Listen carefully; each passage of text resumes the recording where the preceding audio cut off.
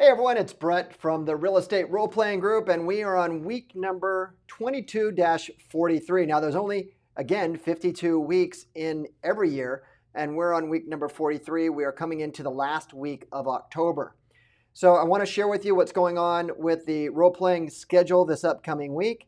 I do want to highlight is that you only have a week or two, depending on your market, that if you want to continue to close something this year and realize those commissions in this calendar year, you only have a few more weeks to get them into escrow or under contract. The reason why is, in my experience, come that week before Thanksgiving, things just drastically, I call it the seasonality of the holiday season.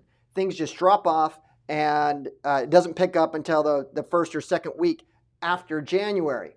So a lot of the people from your lead generation, you're going to start walking into these, I want to wait until. You want to wait until after the holidays. You want to wait until whatever. But most of them are going to come up that's going to be holiday related, winter related, wanted to look things in spring. So we're going to be working on those objections, but I want you to get into gear. I want you to continue to focus on generating now business, understanding that the people you're going to start talking to are going to have the objection, maybe not an objection, probably a condition that they're going to want to sell, want to buy into the next year. And that's okay. It happens every year. Don't get offended by it. But here's what you can't do. You can't stop doing what you're doing because the activities that you do in the activities you do in November and December are directly related to the closings that you have in January and February. Your end of the fourth quarter equals your production in the beginning of the first quarter. So don't let that foot off the gas pedal. A lot of real estate agents are going to pull back. They're going to go into a slump. They're going to stop doing a lot of activity. That's okay because we're going to see inventory come down. We're going to see demand come down. Happens all the time. Typically, though, you see more agents stop doing the business than does with the demand. So, and again, that really depends on your market, but whatever market, look, lead generation solves all problems. So if you want to have a good fourth quarter, it doesn't matter. If you want to have a good end of fourth quarter and a good first quarter, then lead generation, no matter what market you're in, is what you need to focus on. So let's talk about this week's scripts. So we moved them around a little bit. So Monday's going to be the sphere of influence. This is your long game. This is following up. This is a great time to follow up with people who know you, like you, trust you, know you're in real estate. If they don't know you're in real estate, make sure that they do know you're in real estate. I encourage you to come up with a monthly newsletter that you mail to them, not email, although you can email and snail mail, but I encourage you to do that to stay top of mind. Tuesday is we're going to practice around just listed properties. Look, properties are still listing, regardless of the market. In my market, we're seeing more inventory come onto the market. We're seeing fewer pendings. Pendings are down, closings are down, but yet the median sales price is still up in my market. It's not the same in every single market.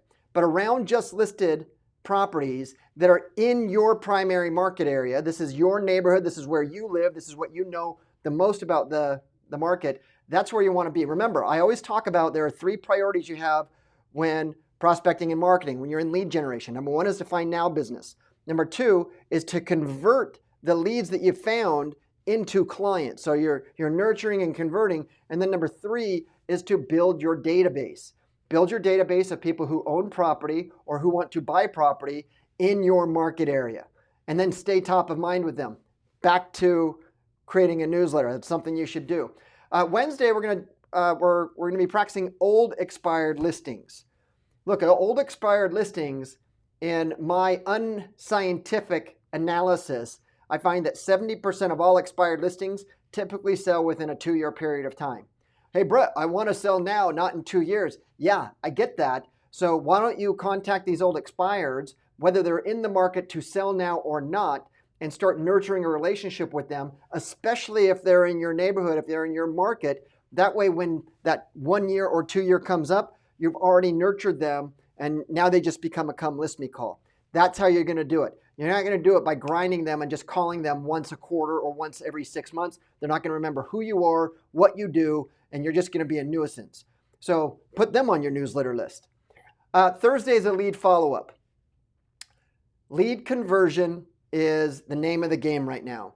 if you haven't generated leads, if you don't have a funnel, if you don't have a database of lead to follow up on, then you need to go back and do the just listed, just sold, and just work on that. Lead follow-up is somebody who you've talked to who said that they might have an interest in selling or buying now or in the near future, and you're following up with them to see if their situation has changed. A lot of times they'll give you a condition that may have get resolved, and now you're just following up. So you're going to practice that. And the last one is Friday is for sale by owner. Look, for sale by owners are great. They're going to try and sell for 30 days on their own, maybe a little bit more, maybe a little bit less. The strategy that I consult on, that I encourage you to do, is don't go for the jugular. Don't go for the listing appointment. Don't go for the sell. Go for the face-to-face. Go preview the property. It helps a lot if you're creating videos about properties in your market area, because when you talk to the seller, the for sale by owner, and they ask you, do you have a buyer? You can say, well, maybe, my job is to make sure I know all the inventory in the market.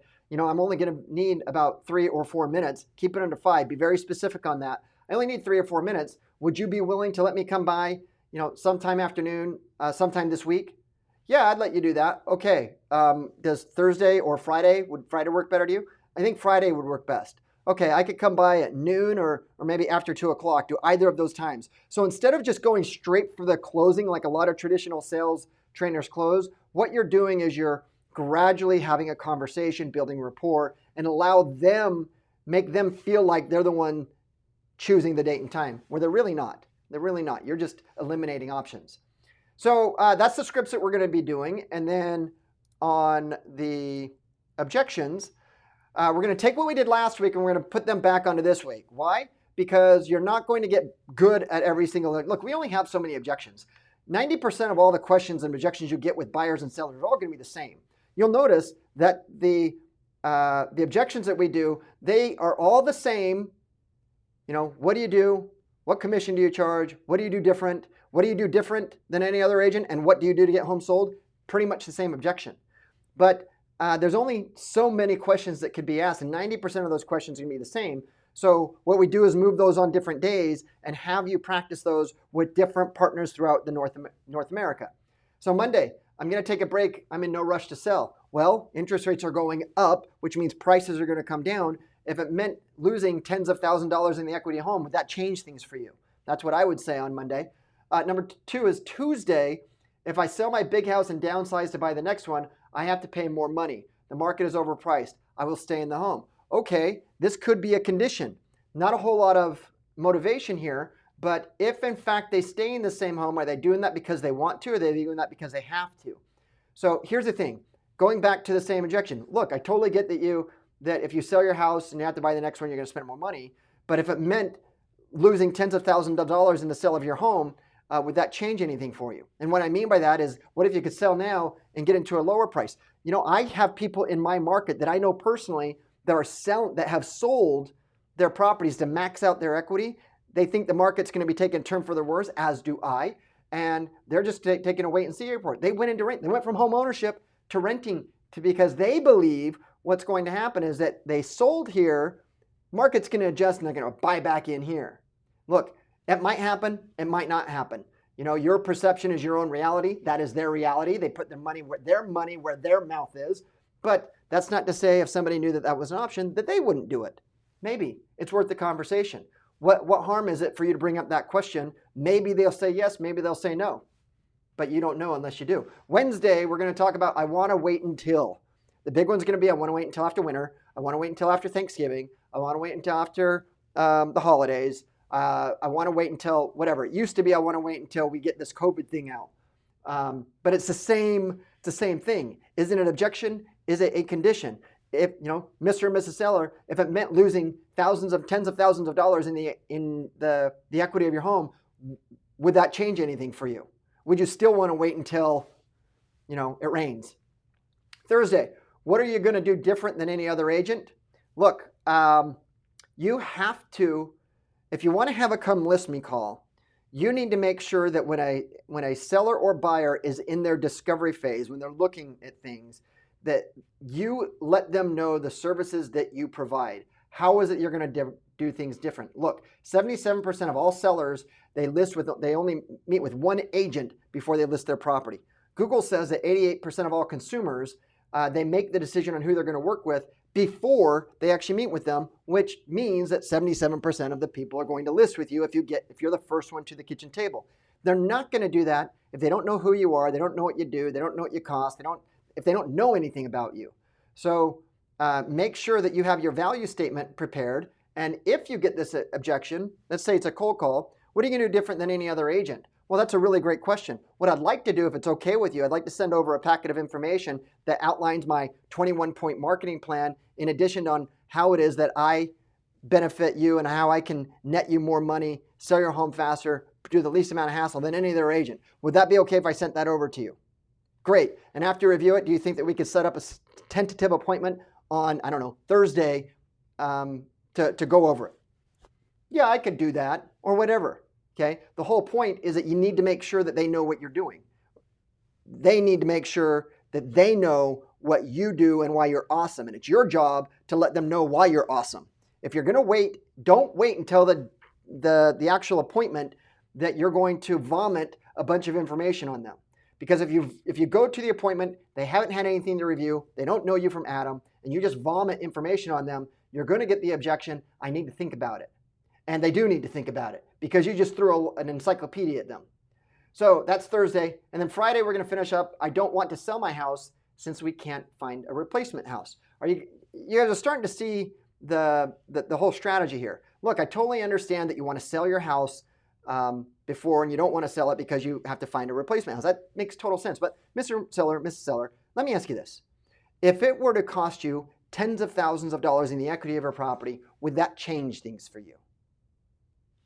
Now, what's going to happen on that is they're going to say, what do you mean? Well, look, interest rates are going up, which means historically prices come down.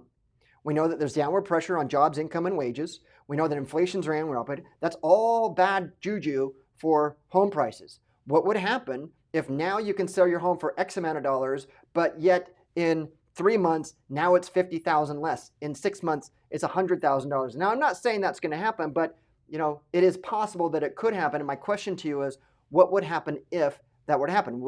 Are you fine with that? Are you going to just wait out the storm? No. We're not here long term. We're only here short term. You see, you're engaging in conversations, and you'll notice that the questions are not salesy. Okay, get to know what's going on with their situation. Having objections, having questions is just a natural conversation. It's not bad. Don't put any bad connotation to it because they're just doing what every other person is doing. Okay, last, listing sequence. Tuesday, as always, pre-qualify the appointment. Thursday, listing consultation or the buyer consultation. So actually Tuesdays also you could do the buyer consultation. Ladies and gentlemen, let me share something with you. As I look at the schedule, what happens is that the majority of the people, a lot of people in the scripts role playing at 8 o'clock. And then objection handling, we lose probably about 20% of them. And then when it comes to the listing sequence and the buying sequence and the listing presentation and the buyer presentation, we have about half of the people who actually role play. And what happens as things get a little bit more challenging, as things get a little bit harder, as the time commitment becomes more challenging, then we're going to lose people. But I can tell you, going into the market, which I believe I know is for sure, you need to up your skills. You need to be solid on that listing presentation. You need to pre-qualifying. You need to be good on objection handling and having a conversation. And here's the thing, it comes down with confidence. If you practice your listing presentation, that gives you the confidence to do the pre-qualification. If you're good at the pre-qualification, it gives you the confidence to do the objection handling. If you're good at objection handling, it gives you the confidence to do the scripts and prospecting and lead generation. It's a circle. You've got to start with the scripts, objections, pre-qualifying, and then you've got to go back, and you've got to go back and forth. You've got to put more time and effort into your skill development, because as the market continues to shift and the number of transactions contract, and we still have a large amount of competition. Look, we don't have, in a good market, we don't have a lack of competition. What happens when all the activity, or we have half the number of transactions, and we still have the same amount of real estate agents. That just makes it harder. You need to up your skills because the competition's fierce, and there's plenty of it.